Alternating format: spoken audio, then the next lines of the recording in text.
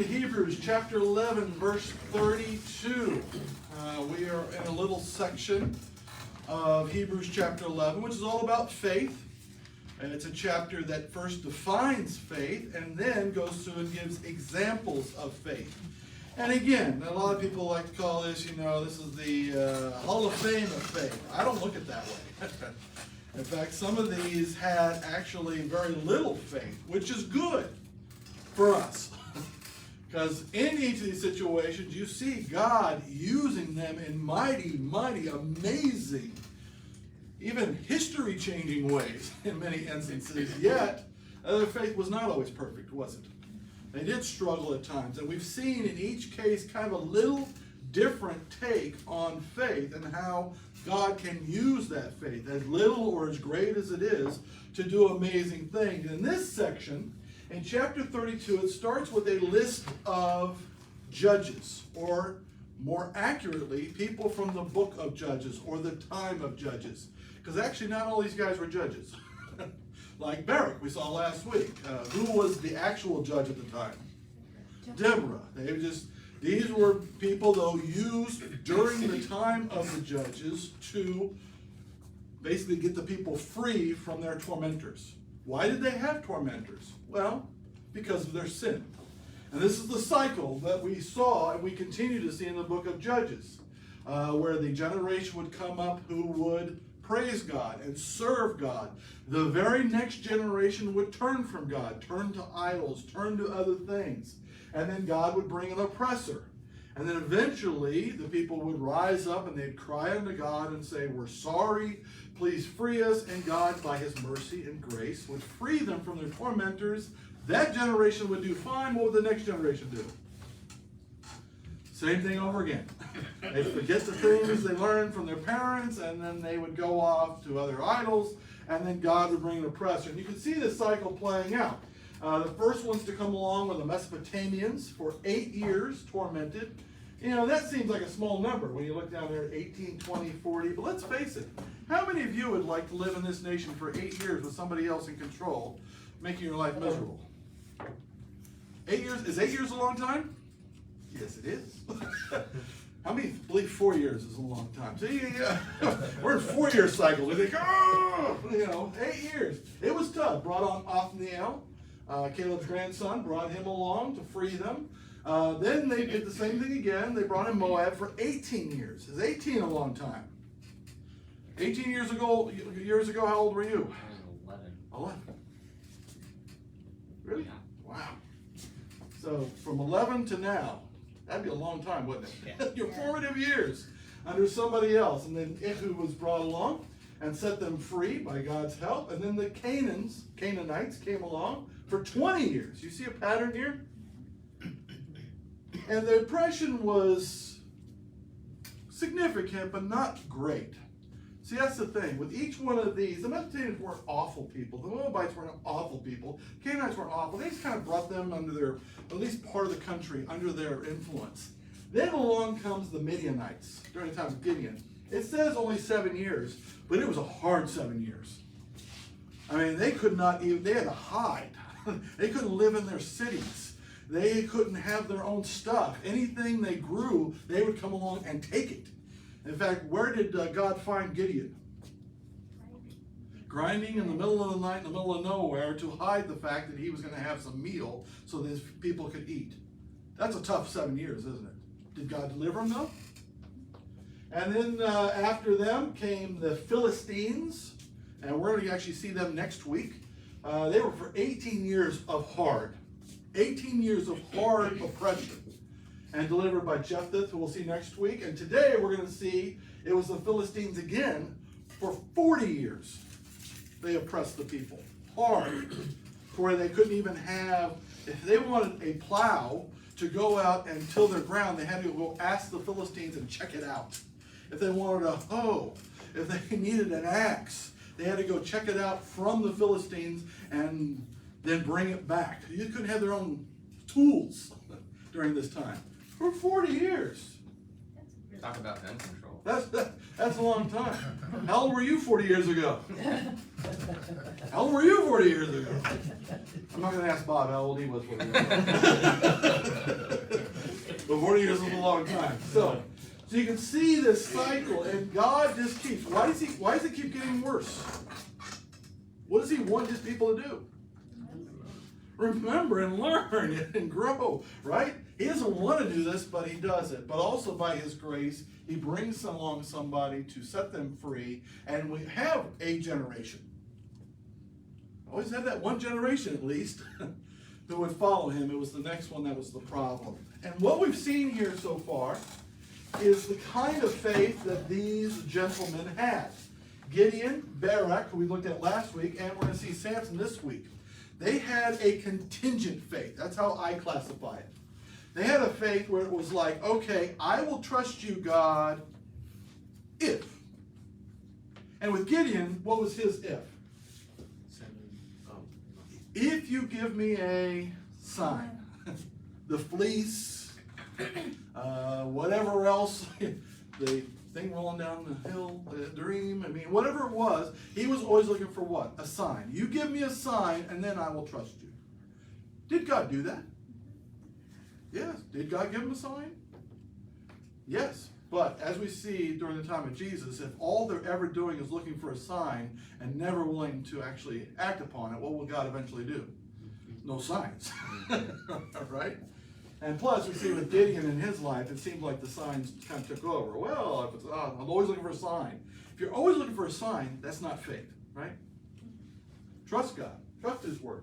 Barak, we saw last week, he says, I will trust you if what? If Deborah goes with me.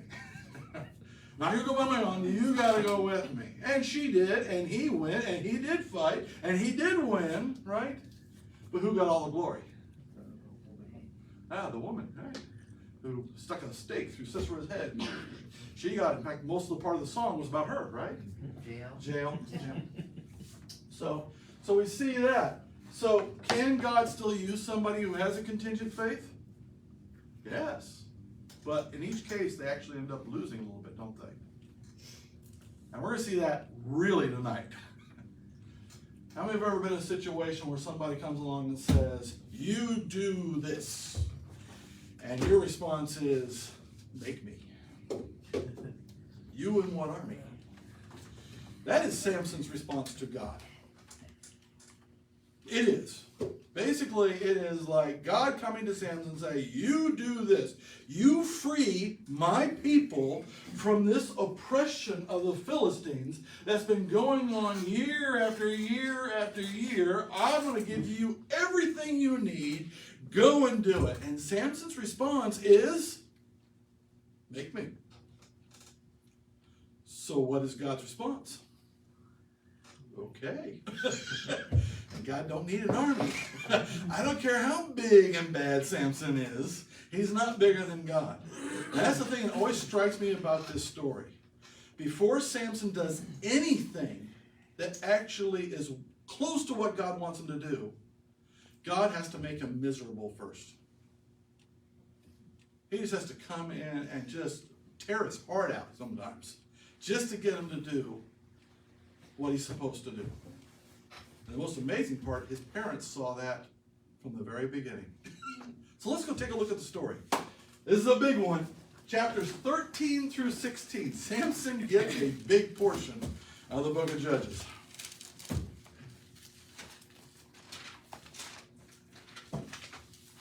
Which is kind of sad. All right. Judges chapter 13. All right, we're going to start in Judges chapter 13. We're going to start with the announcement of his birth. So we'll start right here with Alikia. How are you? Yes. Judges chapter 13. Go and do verses 1 through 3, please. Let me make sure, first of all, does it have a lot of names and funky words in it? Yes, it does. Good. She always gets those. So. Again, the children of Israel did evil in the sight of the Lord, and the Lord delivered them into the hand of Philistines for 40 years. Little Bibles are nice, but... Now there was a certain man from Jorah, of the family of the Danites, whose name was Manoah, and his wife was barren and had no children. And the angel of the Lord appeared to the woman and said to her, Indeed now you are barren and have borne no children, but you shall conceive and bear a son. Okay. So God again, why has God allowed the Philistines to torment his people? They did evil in the sight of the Lord. And that great word in the book of Judges, again. Right?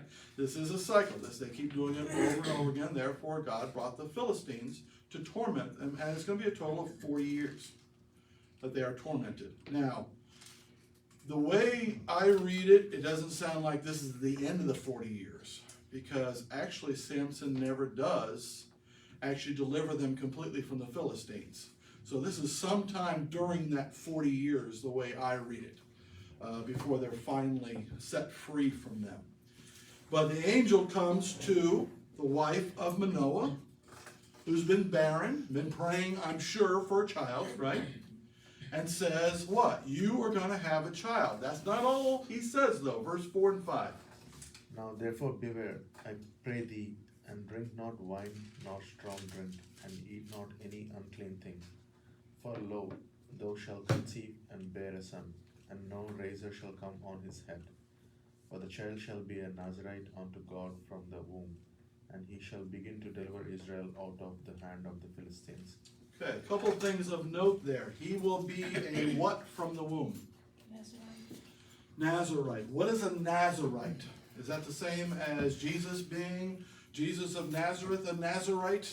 No. Completely different. What is a Nazarite? A Nazarite vow in the law. Someone who vows to be set aside for the Lord, and as a sign for that, they don't cut their hair or drink strong drink. Drink Or strong touch drink, or touch any any dead, unclean. dead things. So there's certain things they cannot do. And typically, if somebody was going to go on a long journey, somebody was going to go on a mission, somebody was going to do something for the Lord, they would do this, and they would take a Nazarite vow for 6 months, 3 months, a year. And they wouldn't cut their hair, and they would do all these things. They spend time fasting and praying and preparing. And then, right before they went to do it, they would go offer a sacrifice, and then they would shave their head, and then they would go on their mission, right? This was kind of the thing they did. This is different, though. How much of his life was going to be a Nazarite vow? All of his life. From the womb to the tomb. He was taking a Nazarite vow. Even in the womb, that's why she could not what? She could not drink strong drink. She could not touch unclean things, so that would go through to the child. This is all very scientific. This is all true. The other thing you note there is he will what? What will he accomplish, according to verse 5? He will begin to deliver the people from the Philistines. What does God already know? Now, Samson had the tools to do it, didn't he? In fact, the fact that the Philistines didn't allow them to have any weapons or any sharp things at all, did that matter to Samson? The fact that he really didn't have a military, did that matter to Samson? What could Samson have done with his life if he would have just trusted God? Could he have completely delivered them? Yes. But he knows his limitations, and he will begin to deliver them. So, now, she of course goes and tells who? Manoah. And Manoah says, I don't believe you. Who told you this? So he says, go back again. And she goes back again, and they're hanging out, and the angel comes again, but Manoah's not there again. So tells her the same thing. And she says, he came again and told me. He says, I don't know about that. So finally, the angel comes to him too. In fact, let's go to verse 8. Bob, 8 and 9. Then Manoah entreated the Lord and said, O my Lord, let the man of God which thou didst send come unto me, come again unto us, and teach us what we should do unto the child that shall be born. And God hearkened to the voice of Manoah, and the angel of God came again unto the woman as she sat in the field, but Manoah, her husband, was not with her. So please come. And comes when he's not there, because he's a jerk. Verses 10 and 11. I think that's really awful that he didn't believe his wife. What? Don't you? Come on now. I know she's barren and everything, but she's not crazy. Verses 10 and 11. And the woman made haste and ran and showed her husband, and said unto him, Behold, the man hath appeared unto me that came unto me the other day. And Manoah arose and went after his wife, and came to the man, and said unto him, Art thou the man that spakest unto the woman? And he said, I am. All right, so runs and he's still there. Aren't you glad the angel was still there? Can you imagine if he wasn't there? So he was there, and what did he say? Verse 12, Amy. Then Manoah asked, when your words come true, what will the boy's responsibility? What will be the boy's responsibilities and work? Okay. So his question is what? I find that interesting to me. Manoah's like, okay, this child's coming, so what is he supposed to do? And then he recounts. Again, he'll be a Nazarite, and he will what? Begin to deliver the people from the Philistines. So that's the announcement. That's who Samson is to be. How many believe Samson's job is to trust God? And to have faith in God? Absolutely. He's supposed to be used of God. Does he? Let's start with verses 24 and 25. Let's look at his birth. Chapter 13, verses 24 and 25. Sharon, you got that? Not yet. All right. Let's see. 24 and 20. Whoa. And the woman bare a son and called his name Samson, and the child grew, and the Lord blessed him. And the Spirit of the Lord began to move him at times in the camp of Dan between Zorah and Eshtaol. Sure. Sure. Whatever. It's always saying with confidence, whatever they may be. So yeah, so what we see here is he's growing in stature, right? He's getting bigger. He's evidently quite large. Not cutting his hair, not doing those things he's supposed to do. And who is moving in him already? The Spirit of the Lord is moving him. You're going to see that over and over again in his life. Now, in this part, it's good. He's moving his life. He seems to be trusting God. Seems to be doing what God. The funny thing is, later on, the only time we see the Spirit of God really moving in Samson is when Samson's mad. Because God makes him mad. Right? And is that a good place to be? Again, it's more like this. I will have faith in you, and I will do what you want me to if you make me. And we're going to see in these next episodes how God made him do what he needed to do. But it's incomplete. Isn't it much better when we go along with it? How much can God use us then? So let's take a look at what he does. We're going to start with, first of all, he chooses a foreign wife. Good idea or bad idea? Love it. Now, let's think about this for a minute. Who's oppressing them?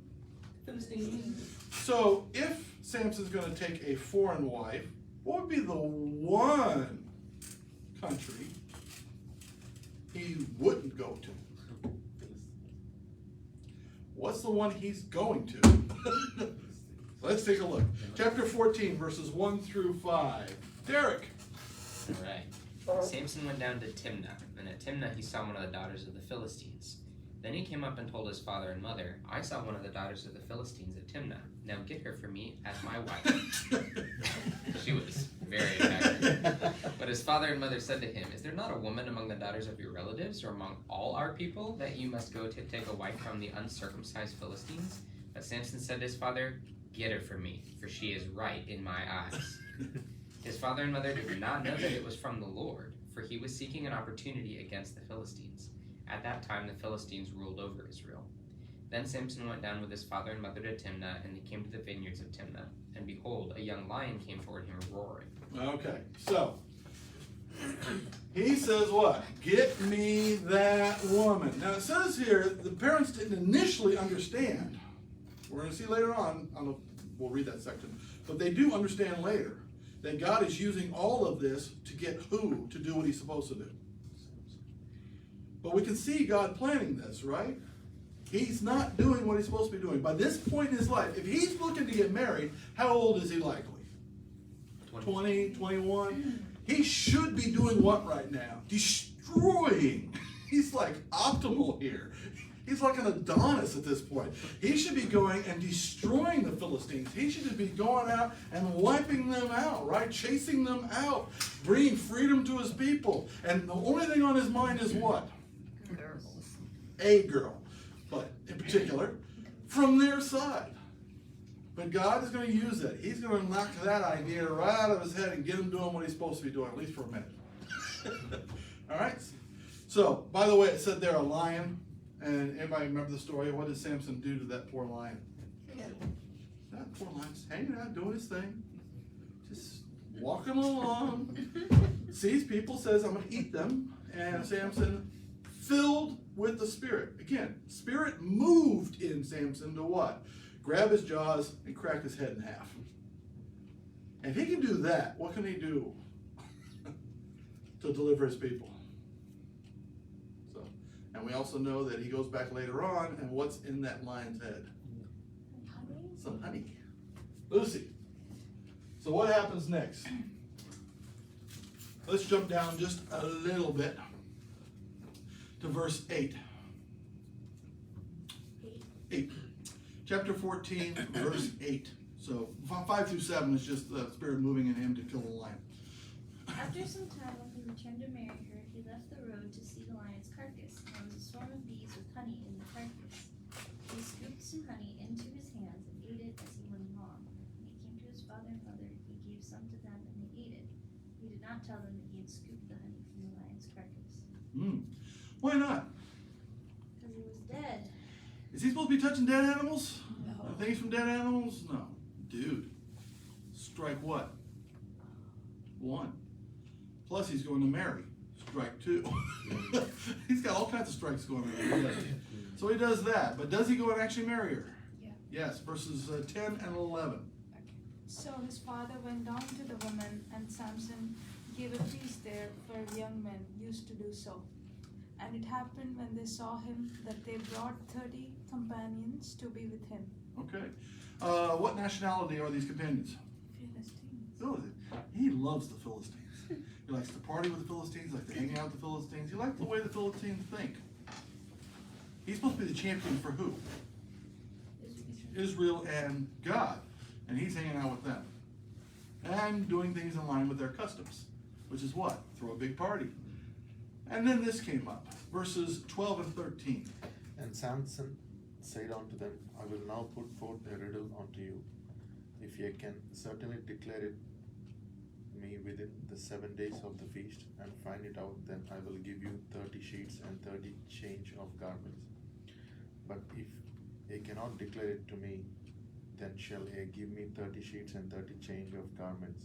And they said unto him, Put forth thy riddle, that we may hear it. Okay.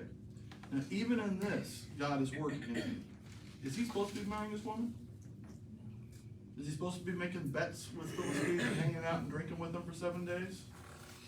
No. So this idea comes in his head to make a little riddle, right? And what is the riddle? Daniel, verse 14.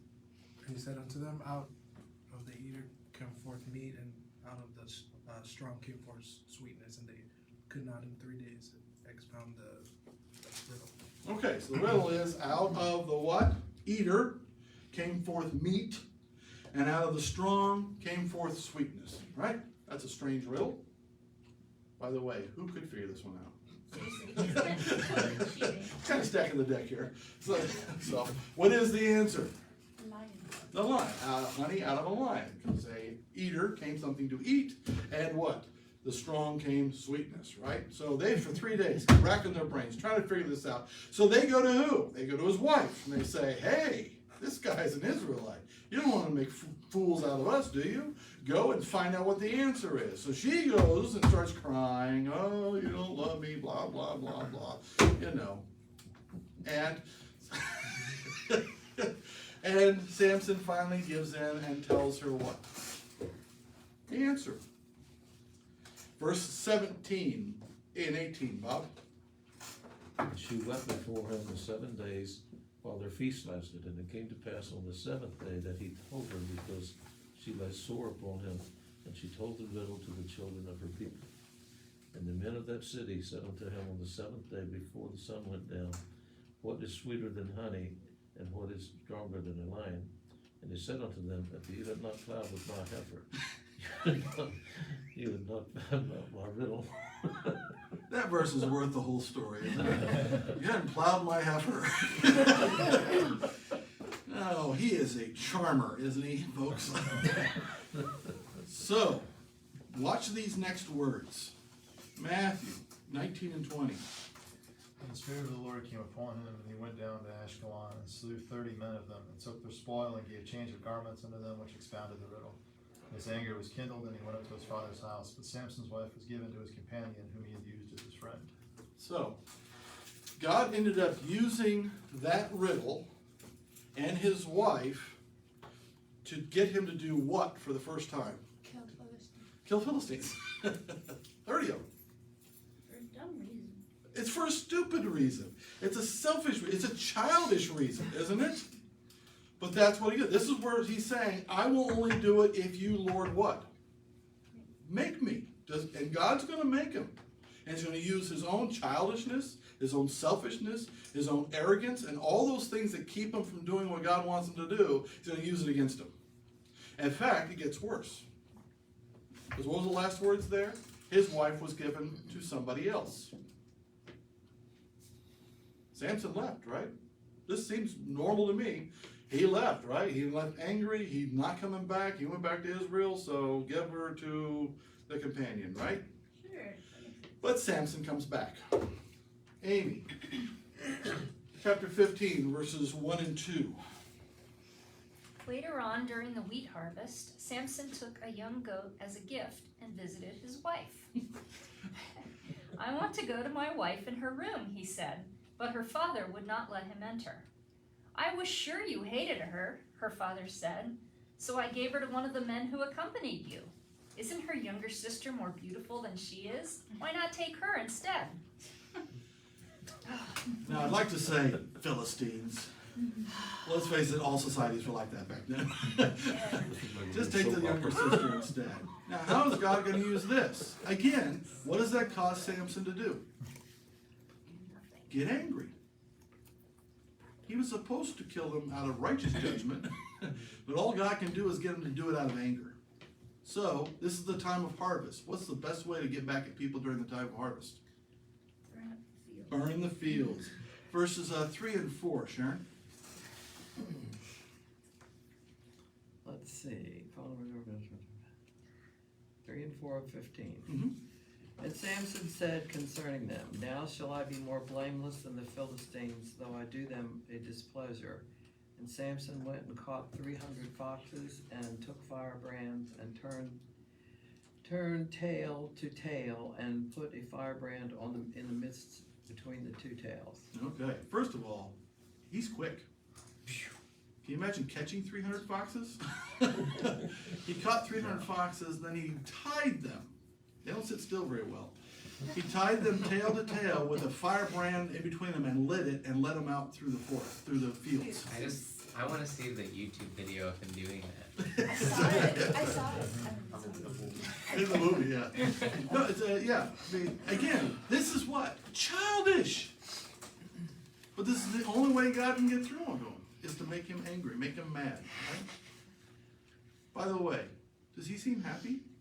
No. See, that's the thing. We can sit there and say, well, at least he's doing something, but he's not happy. In that song we sang, Trust and Obey, what does it say? Trust and obey, for there's no other way to be what? Happy. Happy. He's not happy. In fact, when in his life is he ever happy? You know the story. He's just never happy. He's always angry, and that's the only time God can make him do what he's supposed to do. So, he lets them all go. Verse 6, and the Philistines said, who hath done this? And they answered, Samson, the son-in-law of the Timnite, because he has taken his wife and given her to a companion. The Philistines came up and burnt her and her family with fire. Wow, that's really awful. These guys are tough, right? But their entire harvest is gone. And they blame them. So, are they done? Is Samson done? No. Verses 7 and 8. And Samson said to them, if this is what you do, I swear I will be avenged on you, and after that I will quit. And he struck them hip and thigh with a great blow, and he went down and stayed in the cleft of the rock of Etam. So again, he not only burned up their crops, but now he has slaughtered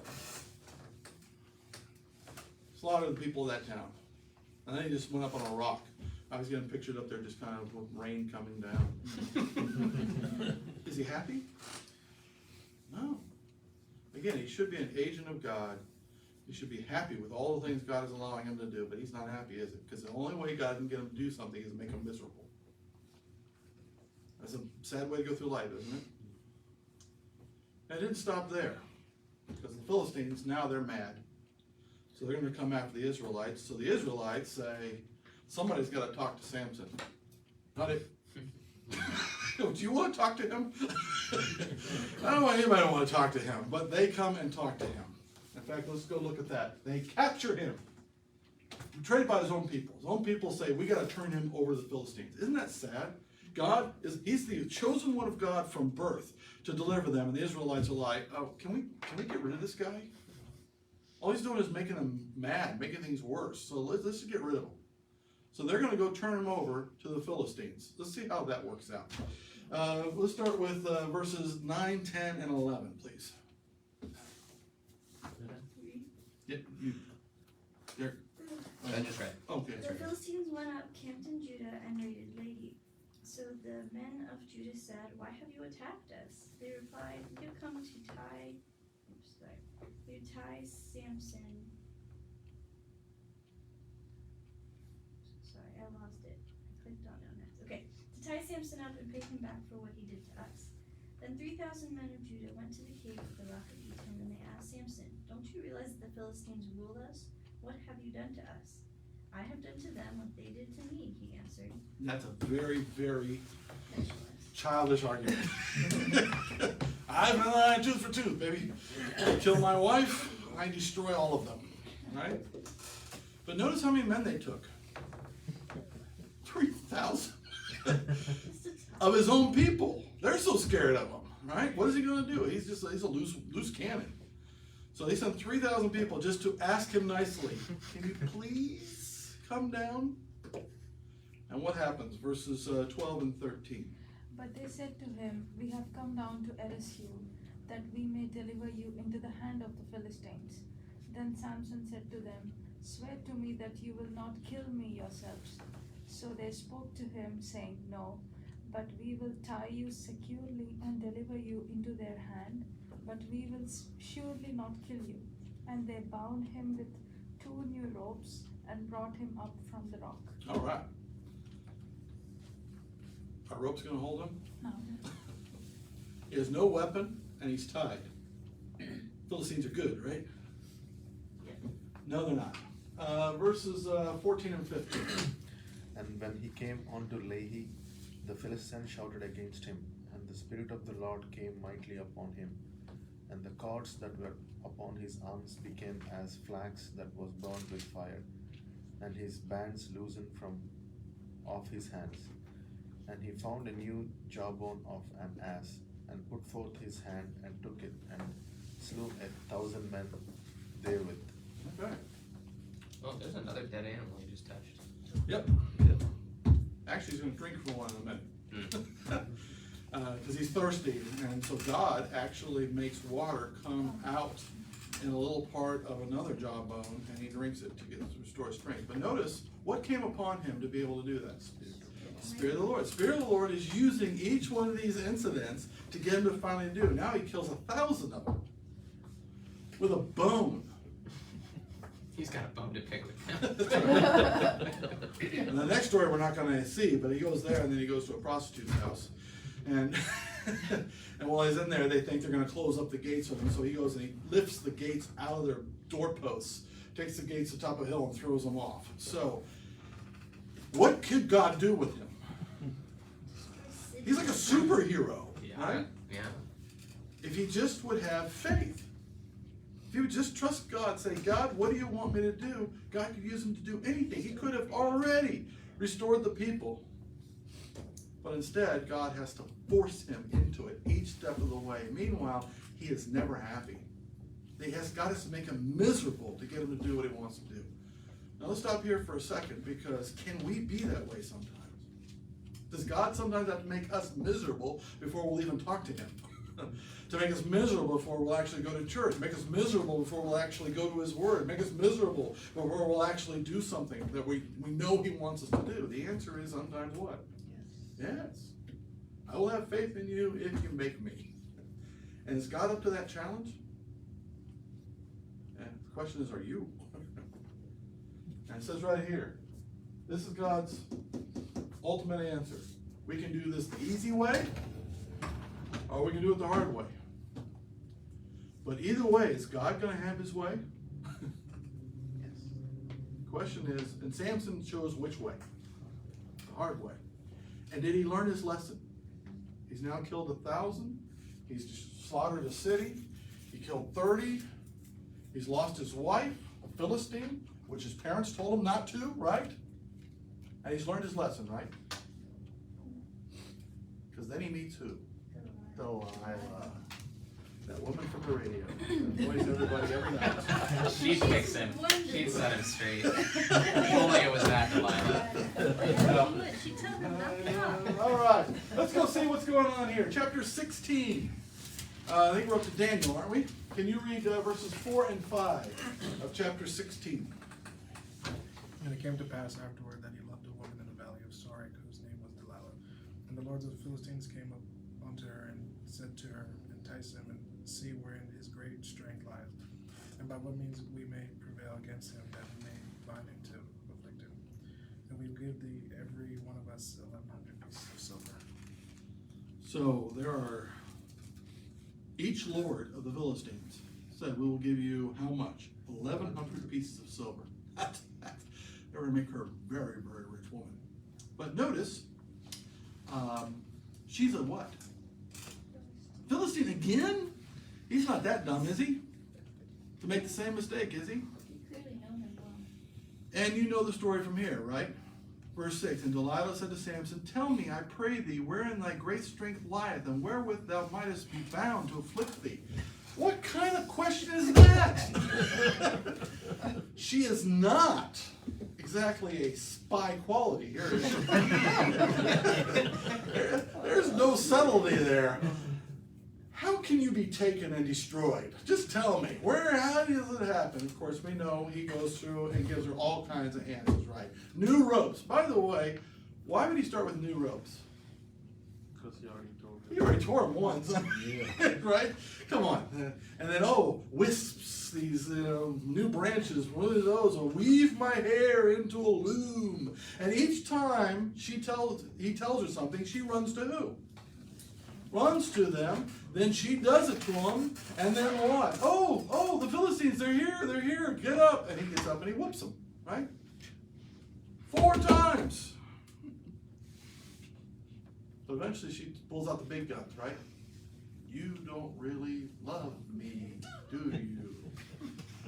You lie to me. You don't love me. And then what happens? Let's jump down to verse 16.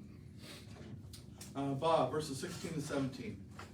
And it came to pass, when she pressed him daily with her words and urged him so that his soul was vexed unto death, that he told her all his heart and said unto her, there hath not come a razor upon mine head, for I have been a Nazarite unto God from my mother's womb. If I be shaven, then my strength will go from me, and I shall become weak and be like any other man. Finally, he says what? There's a lot of question here. Does he actually believe that anymore? How many other Nazarite vows has he broken? Seems like everything is a game to him. Yeah. Well, even if he does believe that, that still shows a lack of actual faith in God. Right. Because he clearly doesn't actually get it. Yeah, he's not Either getting way, it shows a lack of faith. lack of faith in God's word, lack of faith in that God is the one that gives him the strength, whatever it is. He's just willing to give it up. Like it's not the big deal. And of course, what happens? Verses 18 and 19. And when Delilah saw that he had told her all his heart, she sent and called for the lords of the Philistines, saying, come up this once, for he has shown me all his heart. Then the lords of the Philistines came up unto her and brought money in their hand. And she made him sleep upon her knees, and she called for a man, and she caused him to shave off the 7 locks of his head, and she began to afflict him, and his strength went from him.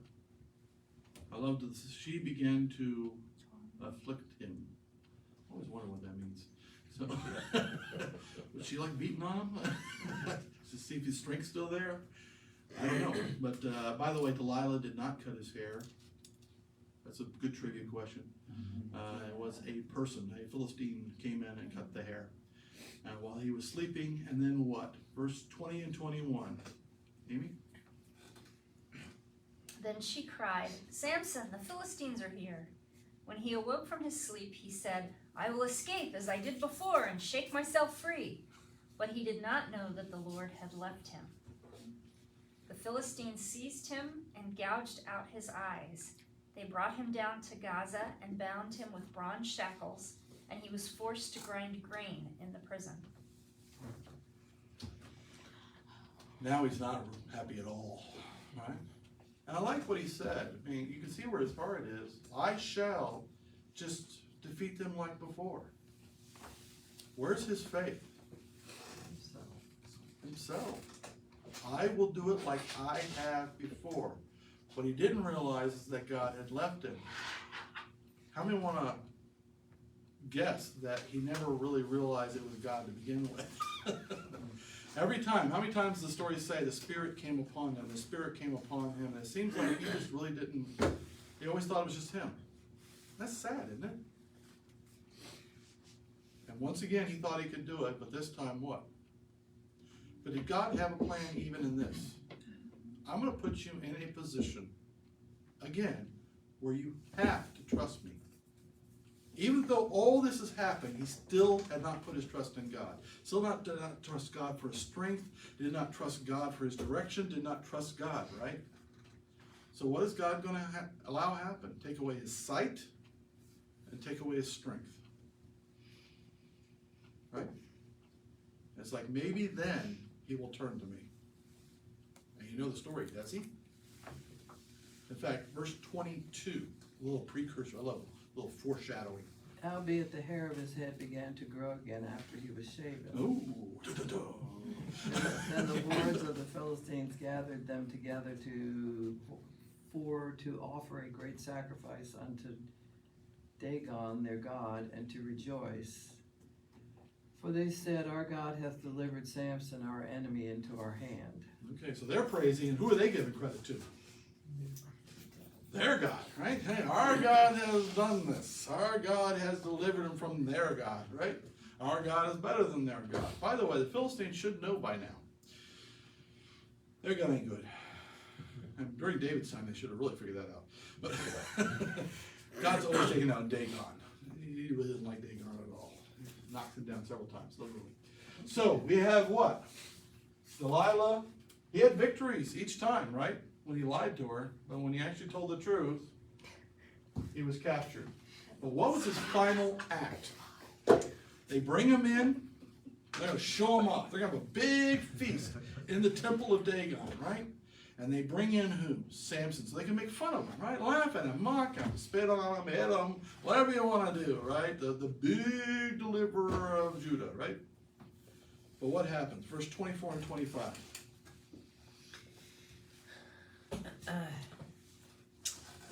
And when their hearts were merry, they said, Call Samson that he may entertain us. So they called Samson out of the prison, and he entertained them. They made him stand between the pillars. And Samson said to the young man who held him by the hand, Let me feel the pillars on which the house rests, that I may lean against them. Okay. Why did he need help doing that? Because he was what? Blind. Yeah, they really had no idea where he was at. So, how do you think he entertained them? Dance? No. A little singing? No. They mocked him. They entertained them by mocking him. Yeah, probably all kinds of things, you know. Probably took selfies with him. Hey! Like them punching him. That's what I would do. But, 27 and 28. Lucy. The temple was full of men and women. All the leaders of the Philistines were there, and about 3,000 men and women were on the roof watching Samson entertain them.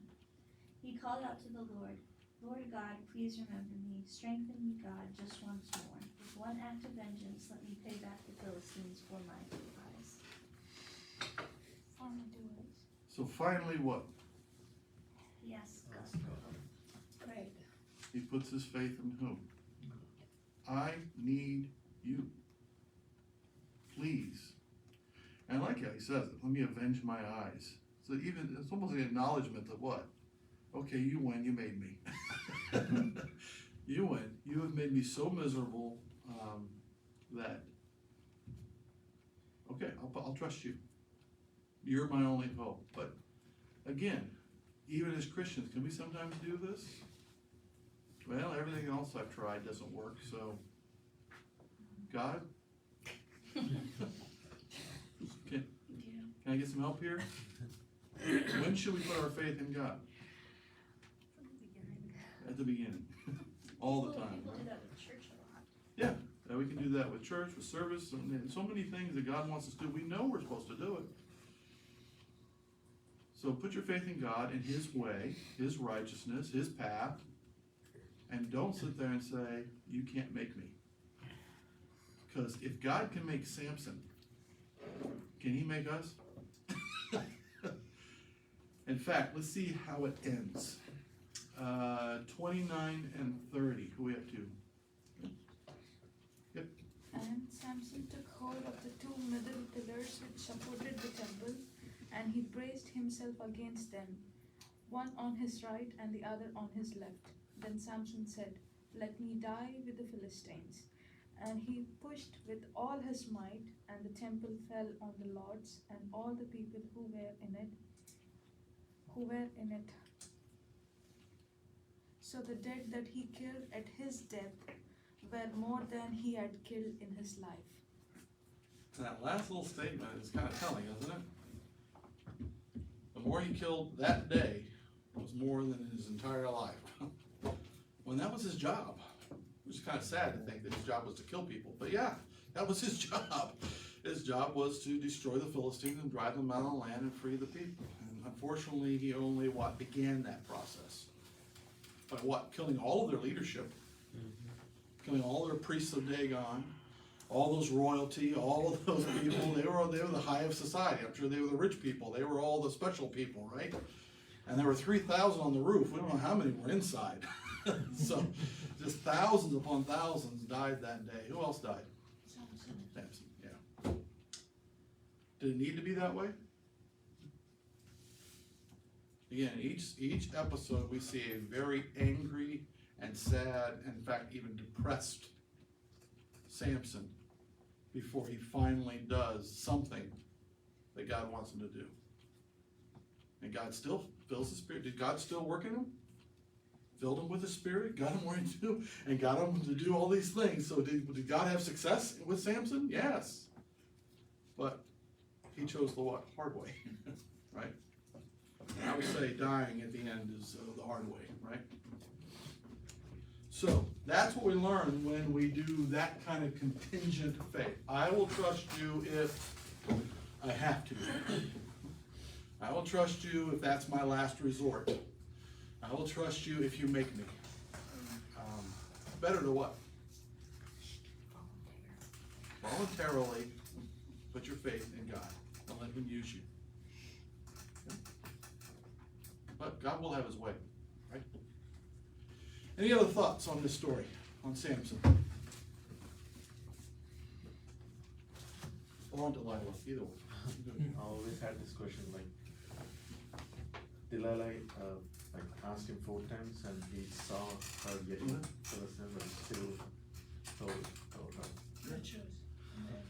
To him it was a game. Again, very childish in many ways. You know, it's like, hey, because he knew he was going to defeat him every time, right? So yeah, go ahead and tie me up, sure.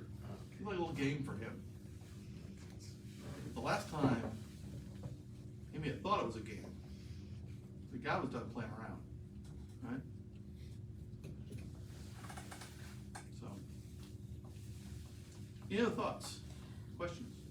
In all the verses we read, every time he was angry on the Philistines, he didn't pray to the God. Yeah. Until the end. Yeah. You never see him praying. But even then, in the end, he does it because of his eyes. Yeah. He doesn't do it because of the Israelites. He was extremely, extremely selfish. That's right. Yeah. Let me avenge my eyes, not all the millions of other people that he got never, killed he by the never Philistines. cares about anyone but himself. Well, they did betray him and sold him out. Again, his fault. He could have been a great leader. Could have been the greatest of all time. Yeah. Given that strength, can you imagine what God gave him, the gifts that God gave him? He could have been the greatest of all time. Greatest soldier, greatest king, could have been anything. But instead he chose to be contingent faith, right? I guess it's kind of so he's in Hebrews 11, the author of Hebrews, he says, time doesn't permit me to talk about it. You're like, no, but talk about it, it's like, tell me more. But, like, I guess the good part is it's like a deathbed moment. I think of the song Deathbed by Reliant K, where, after a whole life of doing it the hard way, there at the end, Samson really is calling on the Lord, and God will respond, and show mercy and grace to the very end whenever we choose to call upon Him, right? Yeah. That's pretty profound. That's Yeah. pretty beautiful when you see that. The I- whole picture of Samson's life. And it's profound too that God was working in his life the whole time. Yeah. I always find that just amazing. Yeah. That God could put a spirit on him and was working through him even when he was at his childish best and his heathen best. God was still going to use it. He still uses us. We are his children. He's begun a good work in us. We'll finish it, right? He will work through us, and even as bad as we are, but boy, there's consequences. So. All right, Bob, you want to close word of prayer?